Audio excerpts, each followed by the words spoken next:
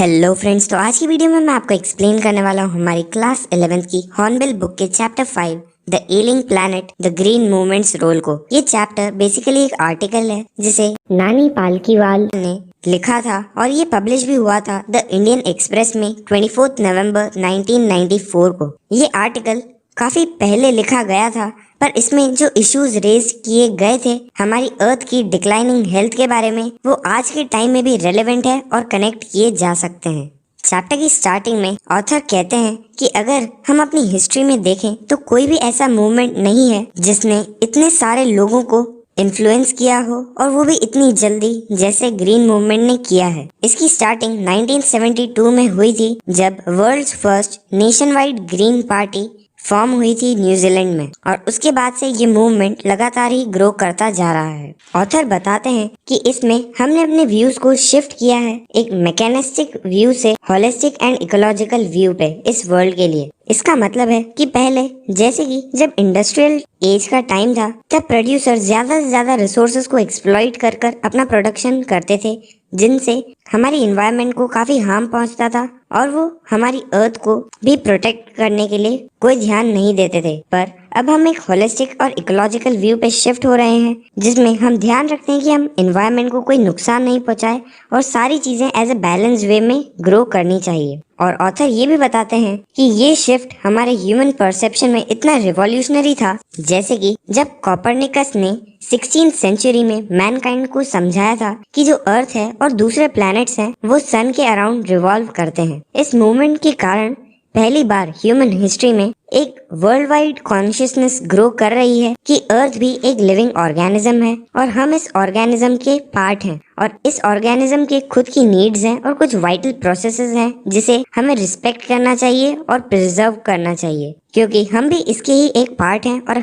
अगर हम इसे रिस्पेक्ट और प्रिजर्व नहीं करेंगे तो आखिरी में इसका बैड इफेक्ट हम पर भी आएगा। इसके बाद ऑथर ये भी बताते हैं कि जो अर्थ वाइटल साइंस है, मतलब जो अर्थ हमें साइन देती है दूसरी चीजों के द्वारा, उससे हमें ये भी पता चलता है कि जो हमारी अर्थ है उसकी कंडीशन एक पेशेंट की तरह है जिसकी हेल्थ लगातार डिक्लाइन होती जा रही है। और इसी के कारण हमें भी रियलाइज होने लगा है हमारे एथिकल ऑब्लिगेशंस, यानी जो सही चीजें हैं जो हमें फॉलो करनी चाहिए, कि हमें इस प्लैनेट को अच्छे से मैनेज करना चाहिए और हम ही रिस्पॉन्सिबल हैं अपनी फ्यूचर जनरेशंस को इस प्लैनेट को अच्छे से हैंडओवर करने के लिए। और इसी के बाद ऑथर बताते हैं कि वर्ल्ड कमीशन ने एनवायरनमेंट और डेवलपमेंट के लिए एक कॉन्सेप्ट को इंट्रोड्यूस किया था जो था सस्टेनेबल डेवलपमेंट, और इसे इन्होंने काफी पॉपुलराइज किया था 1987 में। इसका मतलब था development that meets the needs of the present without compromising the ability of future generations to meet their needs.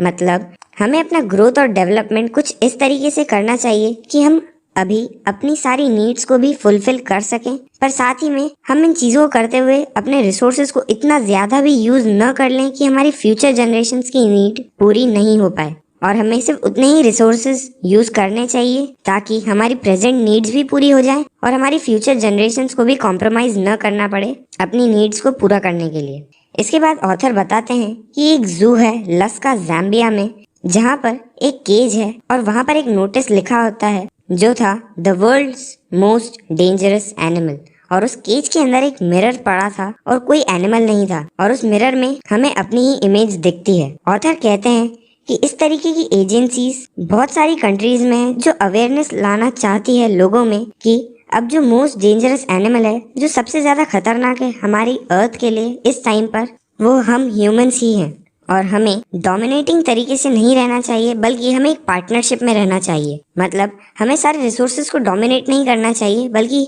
हमें अपने अर्थ के साथ पार्टनरशिप में रहना चाहिए, जितने प्रॉपरली हम रिसोर्सेज को यूज कर सकें, और साथ ही में हमें अपनी अर्थ की एनवायरनमेंट को भी प्रोटेक्ट करना चाहिए। साइंटिस्ट के हिसाब से हमारे ह्यूमंस के अलावा इस अर्थ पर 1.4 मिलियन लिविंग स्पीशीज हैं जो इस अर्थ पर रहती हैं, और साथ में ऐसे कई सारे एस्टिमेट्स हैं जो बताते हैं कि अभी भी काफी सारी स्पीशीज अनकैटलॉग्ड हैं या अभी तक डिस्कवर नहीं की गई हैं। और बायोलॉजिस्ट ये भी बताते हैं कि कुछ 3 से 100 मिलियन लिविंग स्पीशीज अभी तक जो काफी मिजरेबल कंडीशंस में रहती हैं और उनके बारे में कोई भी नहीं जानता, और ये बहुत ही दुख की बात है। इसके बाद ऑथर बताते हैं कि कुछ इंटरनेशनल कमीशंस में इकोलॉजी और एनवायरनमेंट पे एक क्वेश्चन पूछे गए थे ब्रैथ कमीशन के द्वारा, जिसमें एक इंडियन भी थे जो उस कमीशन के मेंबर थे और उनका नाम था मिस्टर L.K. झा। और जो फर्स्ट ब्रैथ रिपोर्ट थी उसमें क्वेश्चन रेज किया गया था, are we to leave our successors a scorched planet of advancing deserts, impoverished landscapes and ailing environment। इसका मतलब था कि वो सिर्फ पूछ रहे थे कि क्या सिर्फ हमारी फ्यूचर जनरेशंस को हम एक ड्राइड प्लैनेट देने वाले हैं जिसमें सिर्फ डेजर्ट्स होंगे, यूज्ड अप लैंडस्केप्स होंगे और काफी बुरी कंडीशन में एनवायरनमेंट होगी। और इसके बाद मिस्टर लेस्टर आर ब्राउन ने अपनी बुक में द ग्लोबल इकोनॉमिक प्रोस्पेक्ट्स में पॉइंट आउट किया था कि अर्थ के 4 प्रिंसिपल बायोलॉजिकल सिस्टम्स है, फिशरीज, फॉरेस्ट, ग्रासलैंड्स और क्रॉपलैंड्स। और ये चारों ही फाउंडेशन है हमारे ग्लोबल इकोनॉमिक सिस्टम की। और ये बायोलॉजिकल सिस्टम्स हमें सिर्फ फूड ही प्रोवाइड नहीं करते हैं, पर वर्चुअली ये सारे रॉ मटेरियल्स हमारी इंडस्ट्रीज के सिर्फ मिनरल्स और पेट्रोलियम बेस्ड सिंथेटिक्स को छोड़कर सारे रॉ मटेरियल्स वर्चुअली हमें इन्हीं बायोलॉजिकल सिस्टम से मिलते हैं। पर इनके लार्ज एरियाज को ह्यूमंस ने इतना ज्यादा यूज अप कर लिया है कि अब ये एक अनसस्टेनेबल लेवल पर पहुंच चुके हैं और इनकी प्रोडक्टिविटी अब काफी कम हो गई है। और जब ऐसा होता है तब फिशरीज कोलैप्स हो जाती है, फॉरेस्ट डिसअपियर होने लगते हैं, ग्रासलैंड्स बैरन वेस्टलैंड्स में कन्वर्ट होने लगते हैं और क्रॉपलैंड्स डिटोरिएट हो जाते हैं, मतलब उनकी प्रोडक्टिविटी काफी डिक्रीज हो जाती है। और ऐसा तब होता है क्योंकि हमारा वर्ल्ड एक प्रोटीन कॉन्शियस वर्ल्ड है, तो इसकी प्रोटीन की बढ़ती डिमांड को पूरा करने के लिए हम ओवरफिशिंग करते हैं, जो आजकल बहुत कॉमन हो गया है। पुअर कंट्रीज में लोकल फॉरेस्ट को काफी हाई रेट पर काट दिया जाता है ताकि वो फायरवुड अवेलेबल करवा सकें कुकिंग के लिए। और यहाँ तक कि कुछ प्लेसेस पर अब फायरवुड इतना महंगा हो गया है कि वो कहते हैं What goes under the pot now costs more than what goes inside it। इसका मतलब है कि बेसिकली जब वो पॉट के नीचे फायरवुड को बर्न करते हैं अपने फूड को कुक करने के लिए, तब एक्चुअल में जो पॉट के अंदर होता है, जो वो कुक कर रहे होते हैं, उसकी इतनी वैल्यू नहीं होती जितनी उस फायरवुड की है जो उस पॉट के नीचे है। और जो ट्रॉपिकल फॉरेस्ट हैं, जिन्हें doctor Myers the powerhouse of evolution भी कहते हैं,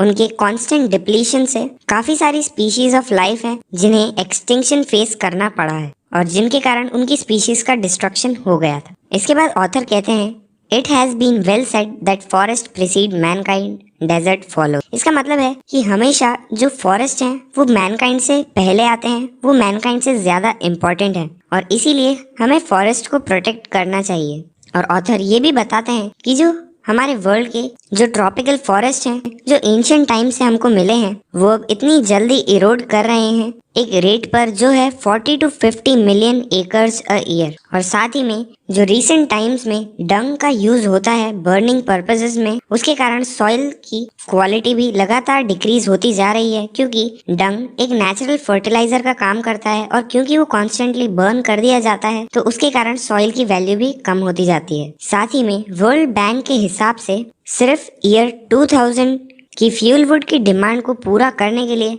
हमें अपनी फॉरेस्ट प्लांटिंग रेट को 5 टाइम्स इंक्रीज करने की जरूरत है। इसके बाद जेम्स पेथ, जो कि प्रेसिडेंट हैं वर्ल्ड रिसोर्सेज इंस्टीट्यूट के, वो कहते हैं we were saying that we are losing the forest at an acre a second but it is much closer to an acre and a half to a second. इसका मतलब है वो कहना चाहते हैं कि हम अपने फॉरेस्ट का 1 एकड़ सिर्फ 1 सेकेंड की रेट पर ही लूज कर रहे हैं, बल्कि अब वो और इंक्रीज होकर 1.5 एकड़ सेकेंड पे आ गया है और इस रेट से हमारे फॉरेस्ट रिड्यूस होते जा रहे हैं। इसके बाद ऑथर बताते हैं कि हमारे इंडियन कॉन्स्टिट्यूशन के आर्टिकल 48A के हिसाब से the state shall endeavour to protect and improve the environment and to safeguard the forest and wild life of the country. इसका मतलब है कि हम जो कंट्री के लोग हैं उन्हें एक सिंसियर अटेम्प्ट करना चाहिए ताकि हम अपनी एनवायरनमेंट को इम्प्रूव कर सकें और अपने फॉरेस्ट और वाइल्ड लाइफ को सेफगार्ड कर सकें अपनी कंट्री में। पर ये काफी दुख की बात है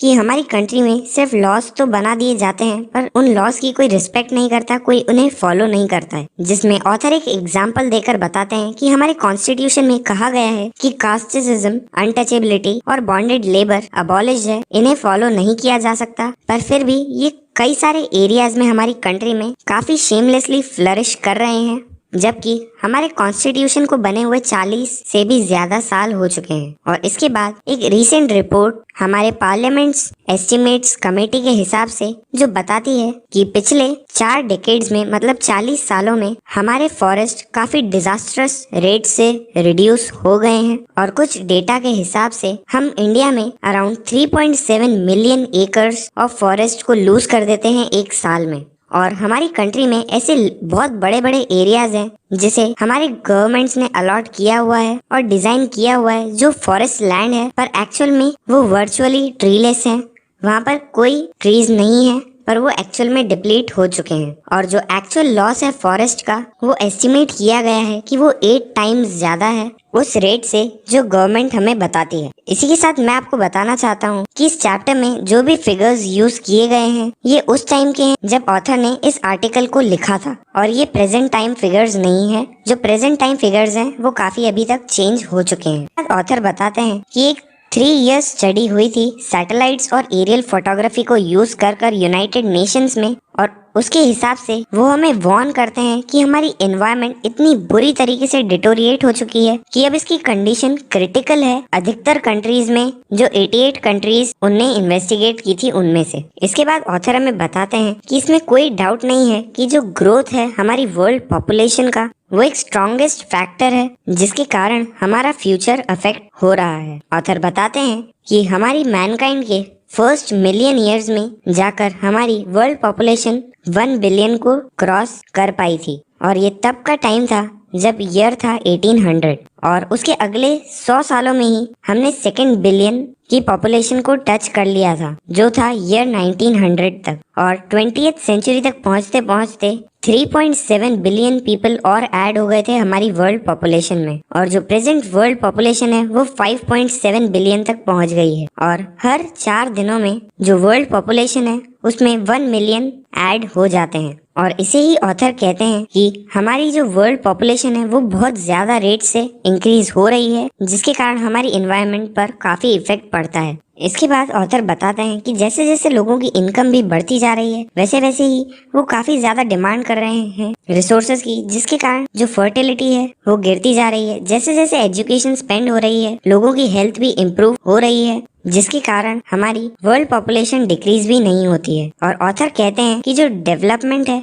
वो ही सबसे बेस्ट ऑप्शन है इसे कंट्रोल करने का, पर डेवलपमेंट पॉसिबल नहीं होगा अगर हमारी वर्ल्ड पॉपुलेशन इसी नंबर से इंक्रीज होती रही तो। साथ ही में जो रिच होते हैं वो और ज्यादा रिच होते जाते हैं, और जो पुअर होते हैं उनके यूजुअली काफी सारे चिल्ड्रन होते हैं, जिसके कारण और उन्हें पॉवर्टी में ही रहना पड़ता है, क्योंकि पहले ही उनके पास रिसोर्सेस काफी कम होते हैं और वो भी उनकी बड़ी फैमिली साइज के कारण उनमें डिस्ट्रीब्यूट हो जाते हैं। और उन्हें अवेयर करने की जरूरत है कि ज्यादा चिल्ड्रन का मतलब ये नहीं होता कि ज्यादा वर्कर्स होंगे उनकी फैमिली में, बल्कि वहाँ पर सिर्फ ज्यादा लोग होंगे जिनके पास और काम नहीं होगा, जिसके कारण उनकी पॉवर्टी और इंक्रीज होती जाती है। और पॉपुलेशन को कंट्रोल करने का और कोई अल्टरनेटिव नहीं है वॉलंटरी फैमिली प्लानिंग के अलावा। और इसमें जो चॉइस होती है वो बेसिकली इन दो के बीच में होती है, जो है कंट्रोल ऑफ पॉपुलेशन या फिर परपेचुएशन ऑफ पॉवर्टी, यानी प्रोलॉन्गिंग पॉवर्टी, या फिर सिर्फ अपनी पॉवर्टी को ही कंटिन्यू करना। इसके बाद ऑथर बताते हैं कि जो सिर्फ इंडिया की पॉपुलेशन है वो ही सिर्फ 920 मिलियन है, जो कि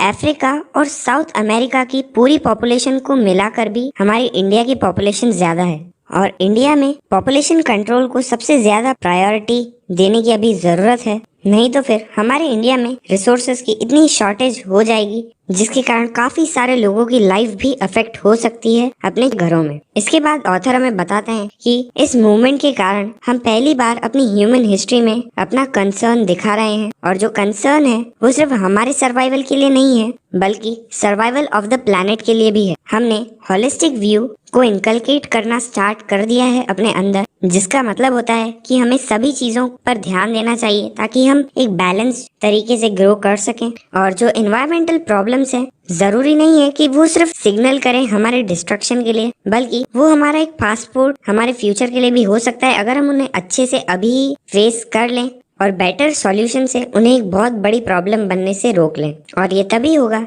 जब हम अपनी रिस्पॉन्सिबिलिटी को समझें, एक होलिस्टिक व्यू और एक इकोलॉजिकल व्यू रखें अपनी वर्ल्ड के लिए और अपनी वर्ल्ड को एज अ होल कंसिडर करना स्टार्ट करें, न ही अलग अलग टुकड़ों में देखें। और जो इंडस्ट्रीज हैं उनका सबसे ज्यादा क्रूशियल रोल है इस एरा ऑफ रिस्पॉन्सिबिलिटी में, क्योंकि बेसिकली जो इंडस्ट्रीज होती हैं वो ही सबसे ज्यादा अफेक्ट करती है हमारी एनवायरनमेंट को। और ऑथर बताते हैं कि ये हमारे वर्ल्ड में कितना अच्छा ट्रांसफॉर्मेशन ला पाएगा अगर सभी businessman chairman of due point के जैसे अपने व्यूज रखें, जो हैं मिस्टर एडगर एस वुलार्ड, जिन्होंने 5 साल पहले अपने आप को डिक्लेयर किया था कंपनी का चीफ एनवायरमेंटल ऑफिसर। और उन्होंने कहा भी था, और continued existence as a leading manufacturer requires that we excel in environmental performance। इसका मतलब है कि हम कंटिन्यूसली लीडिंग मैन्युफैक्चरर्स हैं अपनी फील्ड में, और इसीलिए हमें ज़रूरत है कि हम एनवायरमेंटल परफॉर्मेंस को भी बढ़ाएं,